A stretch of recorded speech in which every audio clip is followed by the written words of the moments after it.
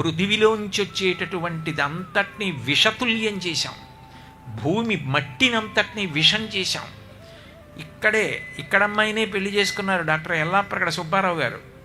American సోల్జర్స్కి filariasis వస్తే ఎందువల్ల filariasis వస్తోంది, కొందరికి రావట్లేదు కొందరికి వస్తోందని ఆయన మట్టి తెప్పించి పరిశీలనం చేస్తే మట్టి విషతుల్యమైన కారణం చేత దోమలు పుట్టి ఫైలేరియాసిస్ వచ్చిందని నిర్ధారించి యాంటీబయాటిక్ ఆ రోజుల్లో మహానుభావుడు హైడ్రోజన్ కనిపెట్టి ఇచ్చాడు ఆయన.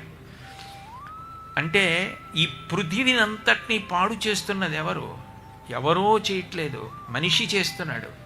భూమిని తల్లి అని నమస్కరించింది ఎవరు? సనాతన ధర్మం.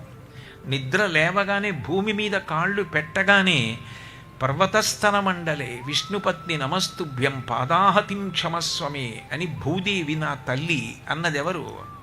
సనాతన ధర్మం. మరి నీవేం చేస్తున్నావు పృథివీ పట్ల? ఆవిడ ఏం సంతోషిస్తుంది నువ్వు ప్రవర్తించే ప్రవర్తనకి? మార్పు రావాలి కదా. పృథివిని పాడు చేసుకుంటే భావితరాలు ఎలా బాగుపడతాయి? ఎక్కడి వరకో అక్కర్లేదు, ఎన్ని ప్లాస్టిక్ బాటిల్స్ వాడుతున్నాం మనం. నేను వాళ్ళు రిలీజ్ చేసిన బ్రోచర్లో చదివాను, ఆ ట్రాక్ మీద ట్రైన్ వెళ్ళిపోతుంటే ట్రాక్ పక్కన హీప్స్ అండ్ హీప్స్ కుప్పలుగా పడిపోయి ఉంటాయి ప్లాస్టిక్.